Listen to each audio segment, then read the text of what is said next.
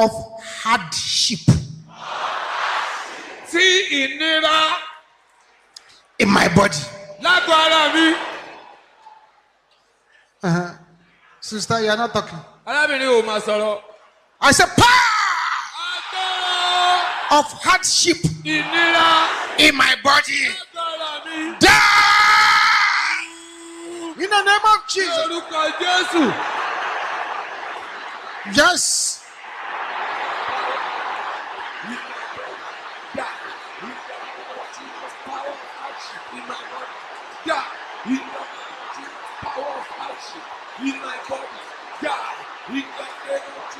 Continue. Continue.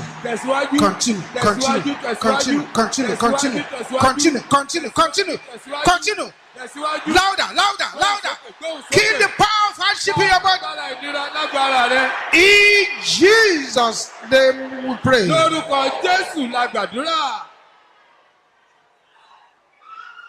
Yes. It's happening. It's a spirit. It is a spirit. Stretch your right hand towards this altar. Father, let your power fall upon these hands. Let your deliverance power, your miracle power fall upon these hands. On smiting the body, let every infirmity go back to the sender. In the name of Jesus. If you are here with any infirmity in your body, smite it 21 times and shout on them. Go back to your senders. Let's go.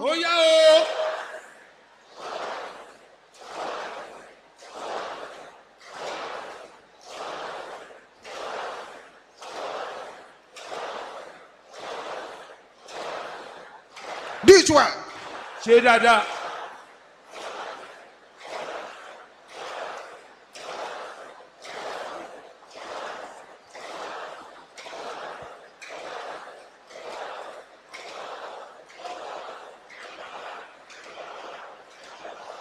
Hey, Holy Ghost bulldozer.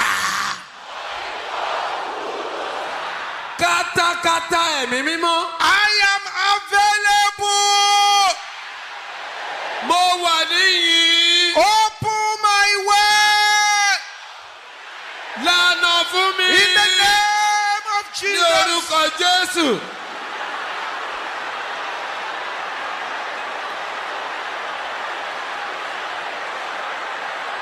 Holy Ghost bulldozer. Kata emimimo. I am available. Mo wà níyì. Open my way. Lànà fún mi. Open my way. Open my way. Lànà fún mi. Masete lakaya boshende rabosente.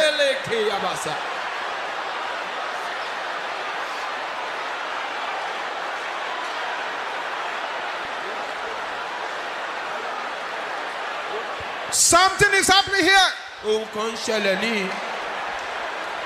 In Jesus' name we pray.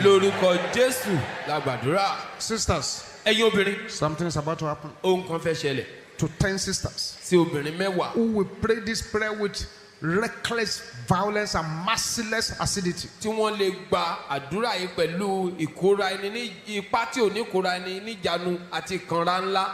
Wicked powers. Sisters, shout it mercilessly. From my place of birth, from my place of marriage, assigned to destroy me. Can I hear you shouting it loud?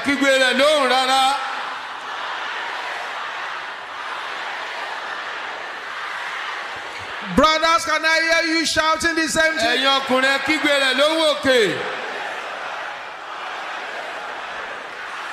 Everybody together now.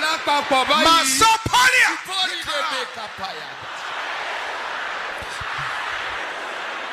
Die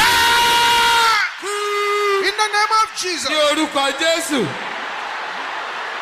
Destroy the two powers right now.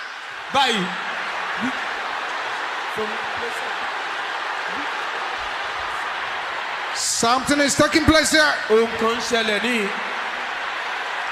Thank you, O Jesus. ṣeun Jésù.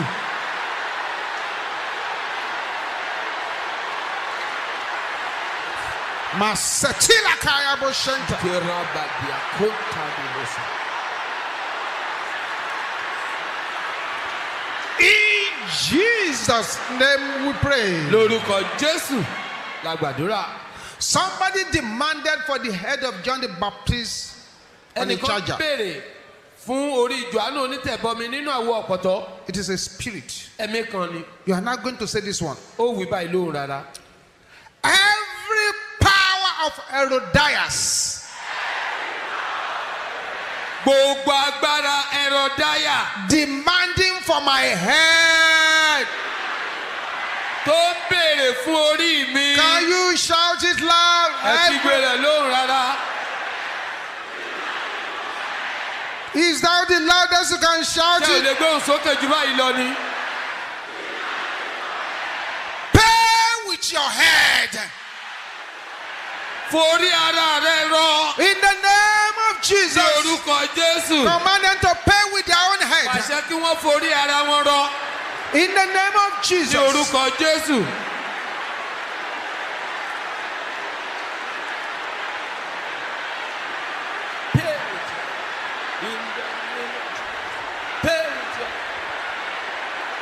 Let them pay with their own Jẹ́ kí heads. wọ́n forí ara wọn dí.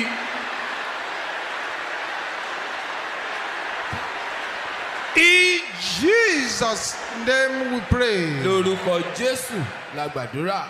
Say powers Agbára angry with my life. tó ń bínú sáyé mi.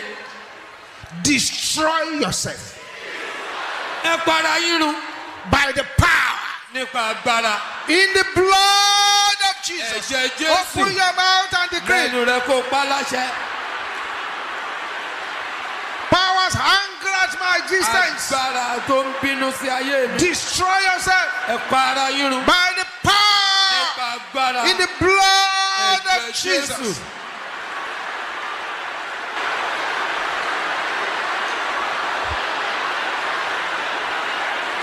Thank you, O Jesus. ṣeun Jésù.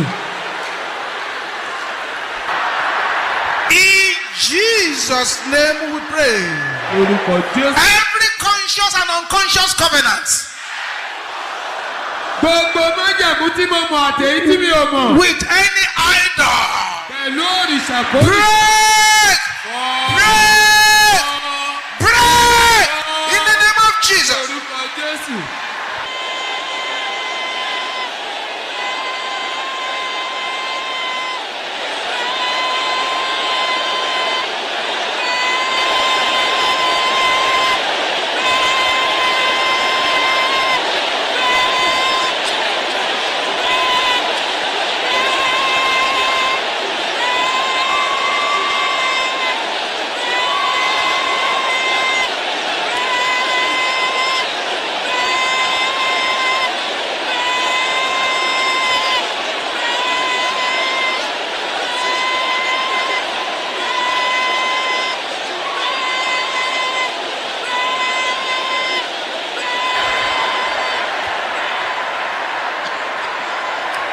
In Jesus' name we pray. Lórúkọ Jésù.